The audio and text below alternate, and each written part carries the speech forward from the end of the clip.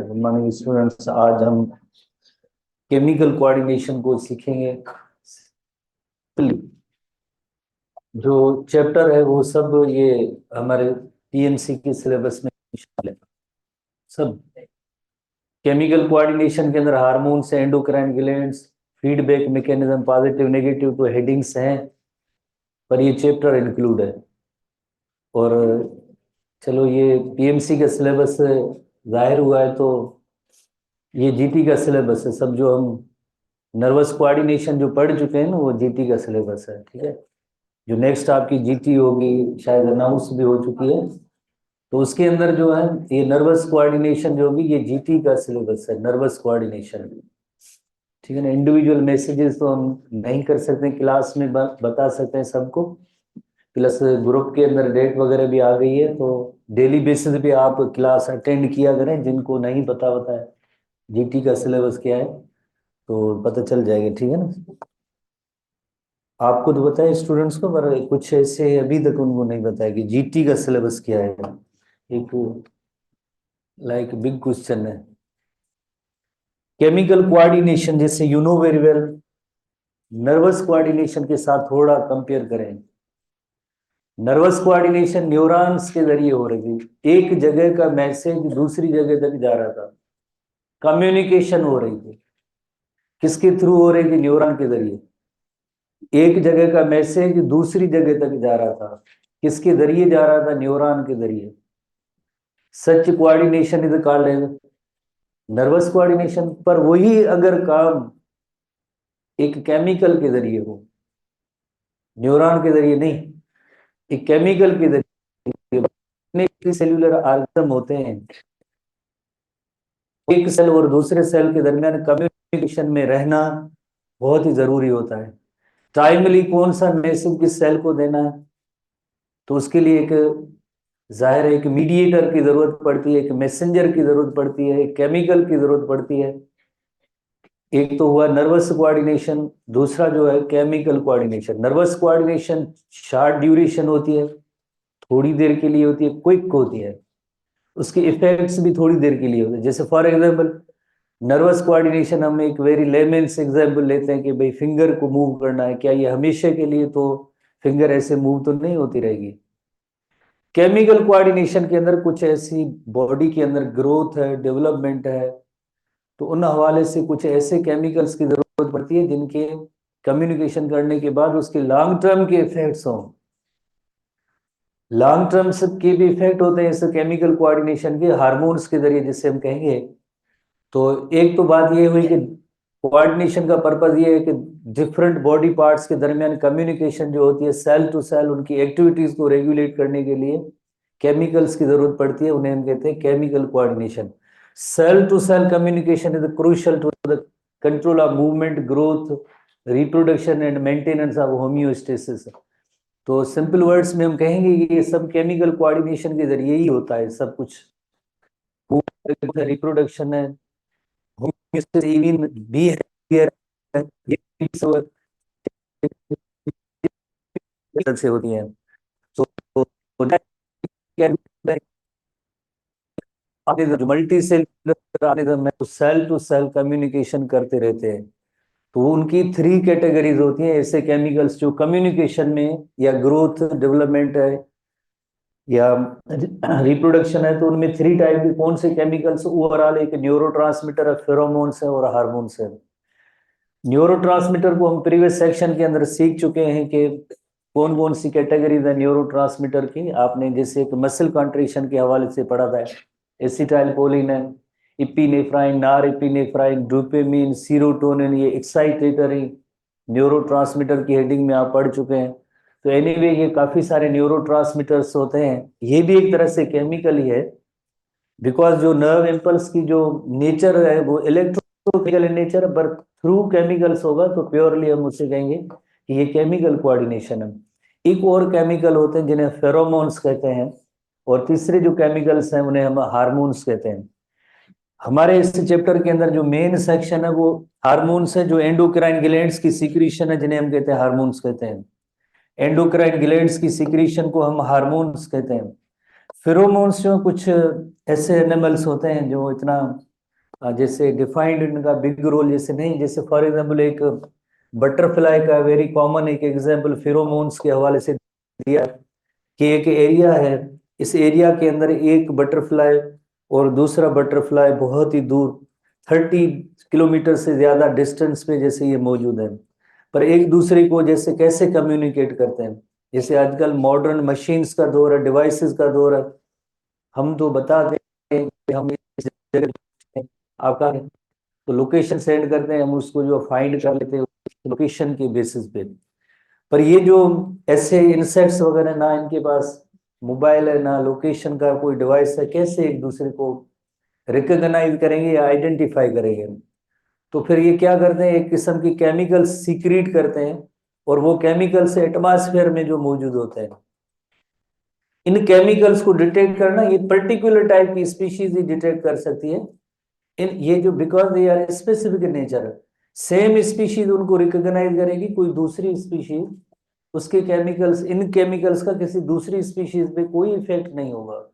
Only वही particular type की species एक दूसरे को आइडेंटिफाई करेगी, रिकॉग्नाइज करेगी, लोकेशन डिटरमाइन करेगी थ्रू इन केमिकल्स की मदद से, जिन्हें कहते हैं फेरोमोन्स, कहते हैं that are called the pheromones. कोई इसका बिग रोल नहीं है, जस्ट एक बुक के अंदर एक छोटी डेफिनेशन है। मेन जो सेक्शन होगा वो हमारा हार्मोन्स होगा, जो हम डिटेल में डिस्कस करेंगे। The secretions of endocrine glands are called the hormone, the secretion of endocrine glands are called the hormone.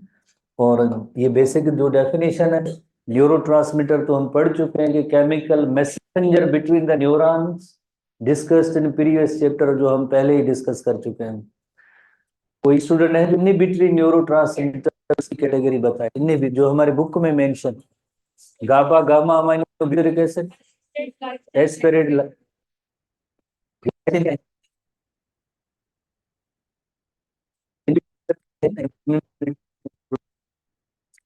Book में नहीं है, ग्लूटामेट का। तो बहरहाल एक एक्साइटेटरी, दूसरे इनहिबिटर जो न्यूरोट्रांसमीटर है, जिनका रोल हम पढ़ चुके हैं, वही सेम बात है कि न्यूरोट्रांसमीटर क्या फंक्शन या रोल प्ले करते हैं। और फेरोमोन्स की जस्ट एक छोटी सी डेफिनेशन है, कोई फर्दर इसका सेक्शन नहीं है। Chemical secreted by an organism in minute amount to stimulate the particular reaction from another organism of the same species, यानी वो वही स्पीशीज उस केमिकल को रिकॉग्नाइज कर सकती है, आइडेंटिफाई कर सकती है, या हम कहें उस केमिकल का सिर्फ उसी पर्टिकुलर स्पीशीज पे इफेक्ट हो सकता है, सब पे नहीं, क्योंकि हर एक ऑर्गेनिज्म के अंदर के पर्टिकुलर टाइप के केमिकल्स होते हैं, वही जो रिलीज होते हैं, तो वही उनको रिकॉग्नाइज कर सकते हैं। और हार्मोन्स जो chemical messengers secretion of endocrine glands are called hormones. तो हार्मोन सेक्शन को हम सीखते हैं कि हार्मोन क्या होते हैं। हार्मोन सबसे पहले, जैसे यू नो वेरी वेल, आप एक ग्लैंड की डेफिनेशन नोट करेंगे। ग्लैंड किसे कहते हैं? सीक्रेशन या जूस प्रोड्यूसिंग स्ट्रक्चर होती है, उसे हम कहते हैं ग्लैंड कहते हैं। सीक्रेशन और juice producing structure is called gland. कोई भी जैसे ऐसी स्ट्रक्चर जो सीक्रेशन या जूस प्रोड्यूस करती है, तो उसे हम कहते हैं ग्लैंड कहते हैं। जो ग्लैंड सेल्स भी हो सकते हैं, टिश्यूज भी हो सकते हैं, या कोई आर्गन भी हो सकता है, कोई भी जैसे आर्गन भी हो सकता है, जैसे फॉर एग्जाम्पल उसे हम ग्लैंड कहते हैं। ग्लैंड की जैसे दो कैटेगरीज होती हैं डक्ट की हवा से, एक होते हैं डक्ट ग्लैंड, एक होते हैं डक्ट ग्लैंड होते हैं। डक्ट ग्लैंड, डक्ट का मतलब ग्लैंड्स को,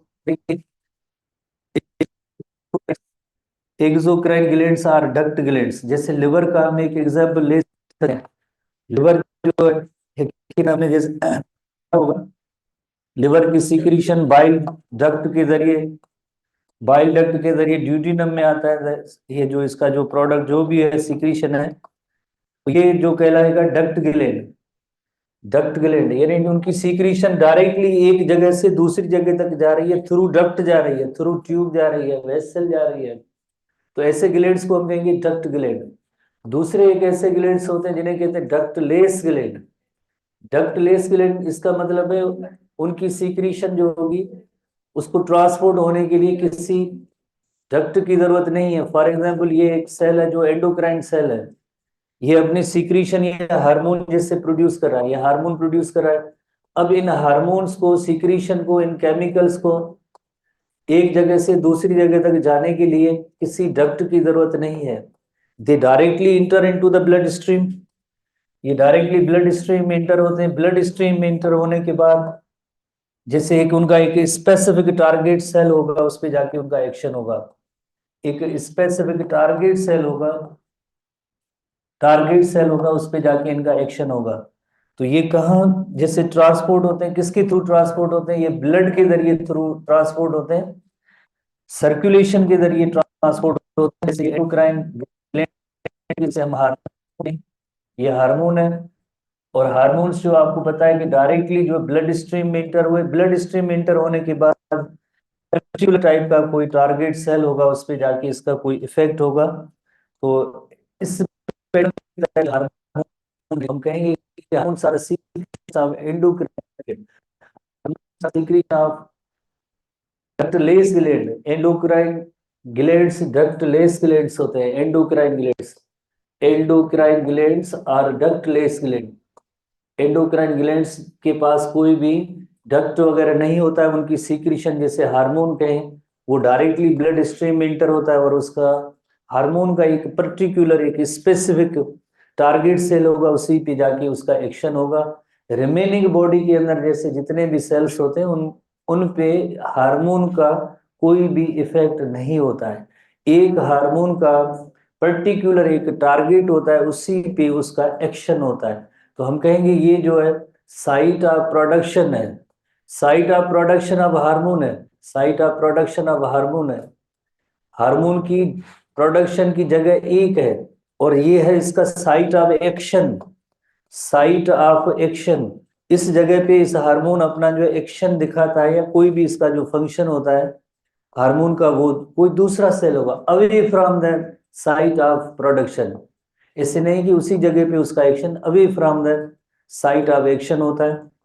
ब्लड स्ट्रीम के जरिए वो ट्रांसपोर्ट होता है पर्टिकुलर टाइप के, स्पेसिफिक टाइप के। टारगेट का मतलब ये होता है जैसे स्पेसिफिक या पर्टिकुलर एक मखसूस किस्म का जो सेल होगा, उसी पे जाके उसका एक्शन होगा हार्मोन का।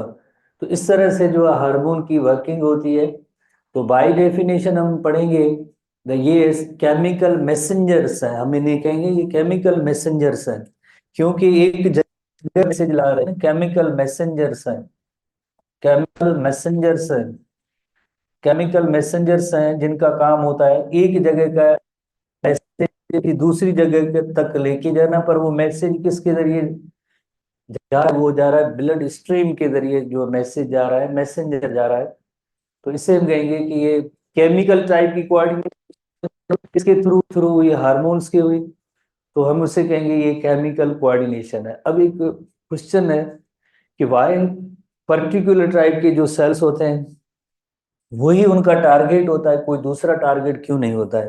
तो उसको हम एक छोटी इलस्ट्रेशन के जरिए यहाँ पे थोड़ा सा नोट करते हैं। जैसे फॉर एग्जाम्पल ये हार्मोन प्रोड्यूसिंग सेल है, और उसने जैसे फॉर एग्जाम्पल ये हार्मोन प्रोड्यूस किए, ये हार्मोन प्रोड्यूस किए, और ये हार्मोन जो है कहाँ जा रहे हैं? अब ये हार्मोन जाएंगे ब्लड स्ट्रीम में, ब्लड स्ट्रीम में जाके इंटर होंगे हार्मोन्स, ब्लड स्ट्रीम में, ब्लड स्ट्रीम में हार्मोन्स जाएंगे। हार्मोन्स ब्लड स्ट्रीम में जाने के बाद जैसे they are transported through blood stream,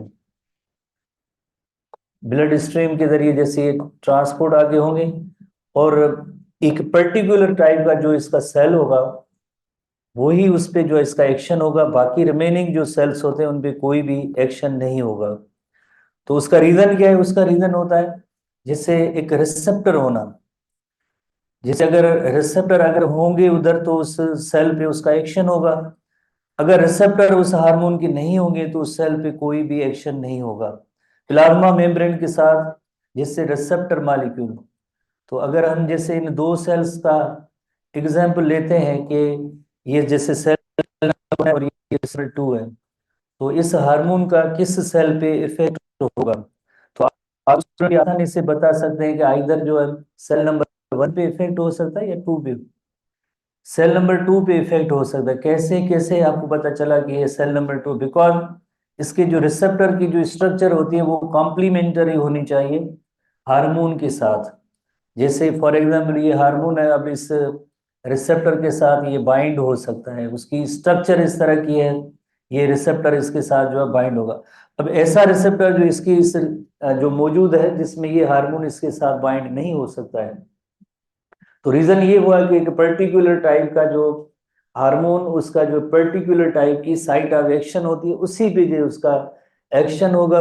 बाकी रिमेनिंग अगर जैसे जितने भी सेल्स हैं बॉडी के अंदर, जितने भी सेल्स हैं सर्कुलेशन में हार्मोन्स मौजूद हैं, पर उस हार्मोन का किसी भी टारगेट पे, जैसे उसका एक पर्टिकुलर टारगेट के अलावा बाकी और कोई टारगेट नहीं होगा। रीजन होता है उनके यहाँ रिसेप्टर।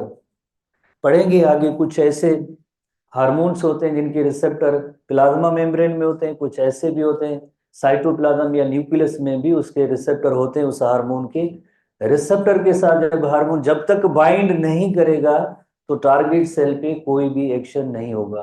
भले ब्लड स्ट्रीम में फ्लो करते रहे ये हार्मोन, सर्कुलेशन में आए, पर इफेक्ट उस सेल पे होगा जिस पे रिसेप्टर उस हार्मोन के होंगे, वरना कोई भी एक्शन नहीं होगा, वरना कोई भी एक्शन नहीं होगा। हर हार्मोन का कोई ना कोई एक टारगेट होता है। जैसे आप पढ़ेंगे आगे थोड़ी सी ऐसी आप लिस्ट बना के, जैसे हार्मोन उसका नेम क्या है, साइट ऑफ उसकी प्रोडक्शन क्या है, कहाँ से वो प्रोड्यूस होता है, और उसकी जो टारगेट, जो साइट ऑफ टारगेट क्या है या टारगेट सेल क्या है सिंपली। तो ये इस पैटर्न में आप पढ़ेंगे तो आपको थोड़ा सा एमसीक्यू वगैरह सॉल्व करने में मदद मिलेगी, आपको थोड़ी सी मदद मिलेगी। जैसे फॉर एग्जाम्पल एक हार्मोन है इंसुलिन, तो इंसुलिन हार्मोन है, कौन प्रोड्यूस करता है, जैसे पेंक्रियाज के बीटा सेल। टारगेट सेल्स क्या होते हैं इसके, जैसे मसल्स होती हैं, ठीक है, और मसल्स जिसमें आपको पता है कि insulin glucose is converted into glycogen. तो इसी तरह से हर एक कोई हार्मोन होगा, उसकी साइट ऑफ प्रोडक्शन और उसकी एक टारगेट सेल या जहां भी उसका एक्शन हो सकता है, ऐसे पैटर्न में क्वेश्चन वगैरह आते रहते हैं। तो बेसिकली जैसे अब हम देखेंगे कि इनकी नेचर क्या है, क्योंकि ये केमिकल मैसेंजर है, केमिकल कोऑर्डिनेशन है, तो इसकी एक केमिकल नेचर भी होनी चाहिए ना कि हार्मोन किसके बने हुए हैं, तो उसे हम कहते हैं केमिकल नेचर। केमिकल नेचर का मतलब है hormones are composed of which chemical, chemically उस किस चीज के बने हुए हैं, तो उसे हम कहते हैं केमिकल नेचर कहते हैं। केमिकल नेचर के हवाले से दो ब्रोडर कैटेगरीज में हम इनको डिवाइड कर सकते हैं। एक जैसे प्रोटीन्स इन नेचर होते हैं, और प्रोटीन्स के हवाले से अगर देखा जाए तो एक जैसे short chain of amino acid जो पेप्टाइड्स या प्रोटीन्स हैं, long chains of amino acid, और एक single amino acid, modified amino acid जिसे हम अमाइन कहते हैं। दूसरी जो कैटेगरी है हम वो लिपिड नेचर होते हैं, और लिपिड के हवाले से जो खास तौर पे स्टीरॉयड जो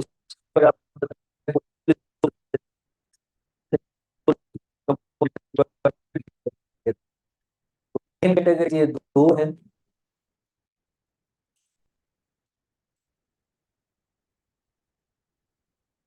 आपको देखने में नहीं आ रहा है, कोई और इश्यू है? कहाँ से? कौन सी लाइट? अब सही हो गई। रिफ्लेक्शन अगर ज्यादा बल्ब की है तो हम सूरज को बुला लेते हैं, ठीक है ना, वो बैलेंस कर लेगा, ठीक है। खिड़की खोलेंगे तो सनलाइट आ जाएगी। तो एनीवे, तो सबसे पहले हम जैसे इन दो हार्मोन्स के अलग अलग एक्शन होते हैं उनको जरा सीखते हैं कि हाउ हार्मोन्स वर्क, फिर उसके बाद एसटीबी बुक की तरफ आते हैं। दोनों का जो एक्शन है वो अलग अलग होता है।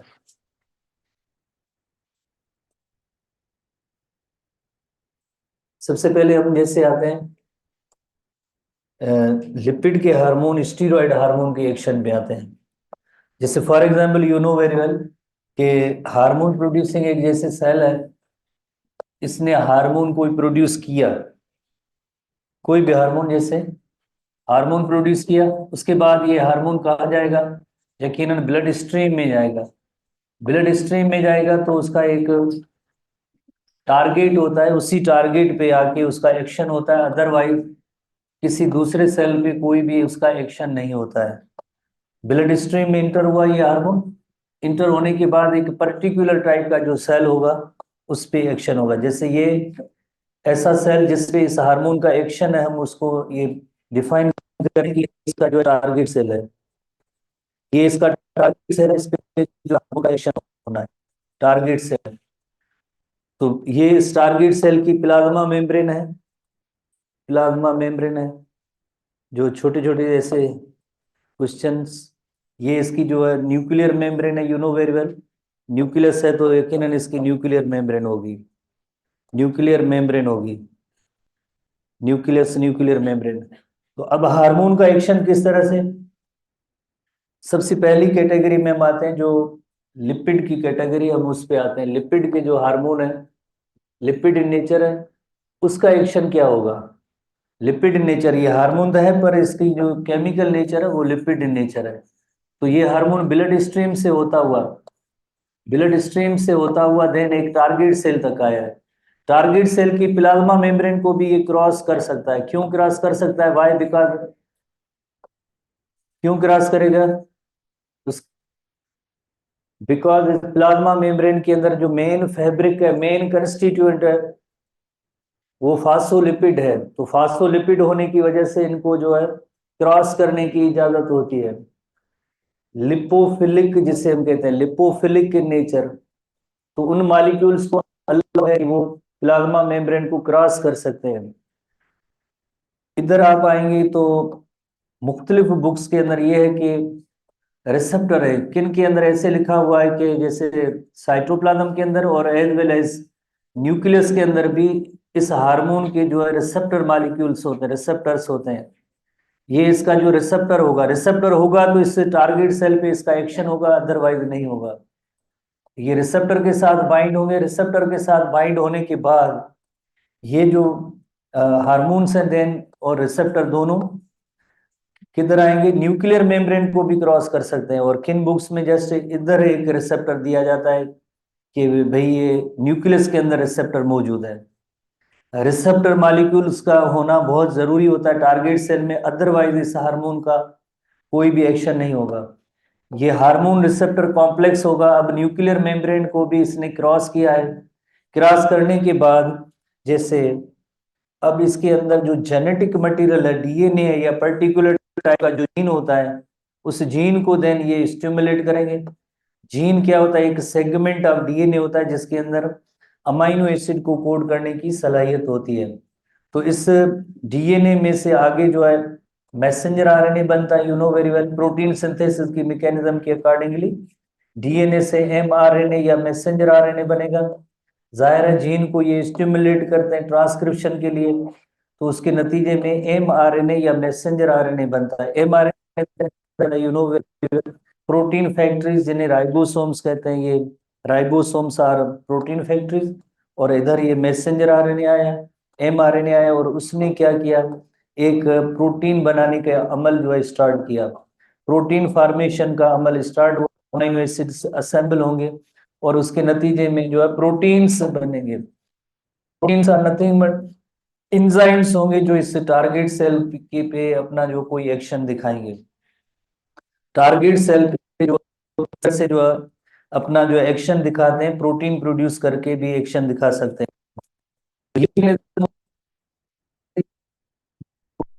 ये मैकेनिज्म होती है लिपिड हार्मोन क्या होने से जो लिपिड का टारगेट सेल के अभी इंटर होता है।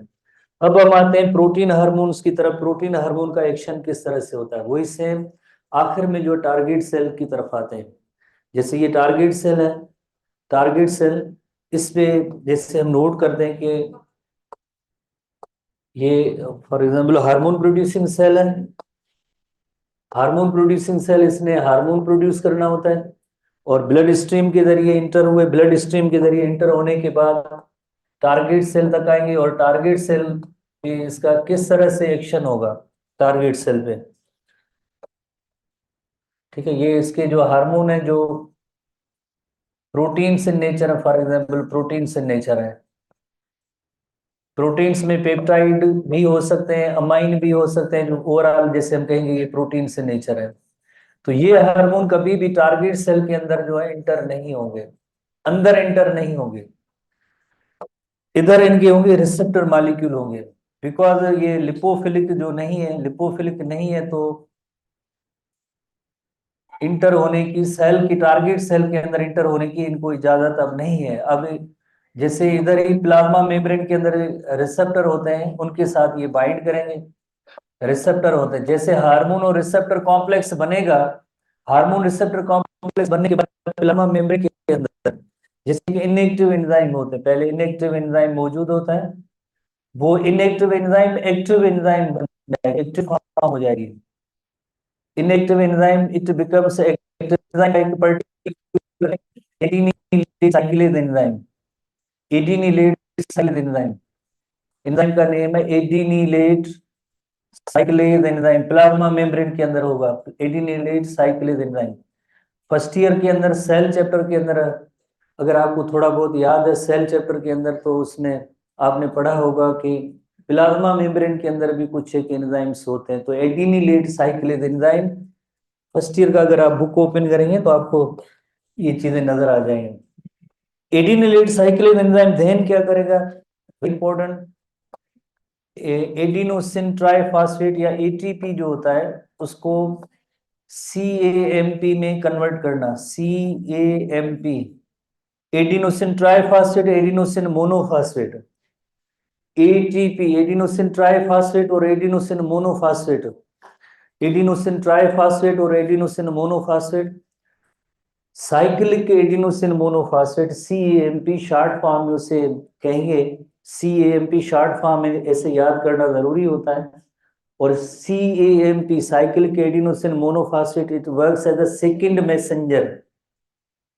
फर्स्ट मैसेंजर क्या है इसके अंदर, तो फिर फर्स्ट मैसेंजर हार्मोन है, वो इस टारगेट सेल तक आया ही नहीं, हार्मोन इस टारगेट सेल के अंदर इंटर ही नहीं हुआ, पर ये अपने इस हार्मोन ये है, पर अपने सारे काम जो है किसके जरिए, एक सेकंड मैसेंजर के जरिए, ये हार्मोन है। पर ये हार्मोन कभी भी सेल के अंदर इंटर नहीं, और इस सेल के जितने भी जो इसके फंक्शन होंगे हार्मोन के, या जो टारगेट्स होंगे या एक्शन होंगे, थ्रू सेकंड मैसेंजर ये परफॉर्म होगा। अब सेकंड मैसेंजर ही इस टारगेट सेल पे जो इसका हार्मोन का इफेक्ट होगा, ये जो सेल है ये दूसरे की जो एक्शन है इस हार्मोन का इस सेकंड मैसेंजर के जरिए होगा। तो प्रोटीन हार्मोन जो होते हैं वो कभी भी टारगेट सेल के अंदर इंटर नहीं होते हैं, वो अपना जो एक्शन होगा एक सेकंड मैसेंजर के जरिए जो करेंगे, सेकंड मैसेंजर के जरिए। इसमें एक लफ्ज सिग्नल ट्रांसडक्शन भी एक आगे इस्तेमाल हुआ, जिसको हम कल सीखेंगे। फिलहाल बेसिक मैकेनिज्म सीखें, कल हम इस टीबी बुक को भी देखेंगे कि कौन कौन से हार्मोन, उनकी कौन कौन सी कैटेगरीज है। बट बेसिक मैकेनिज्म पढ़ने के लिए, समझने के लिए इन डायग्राम्स को आप जहन में रखेंगे तो कल हम मजीद इसको डिस्कस करेंगे।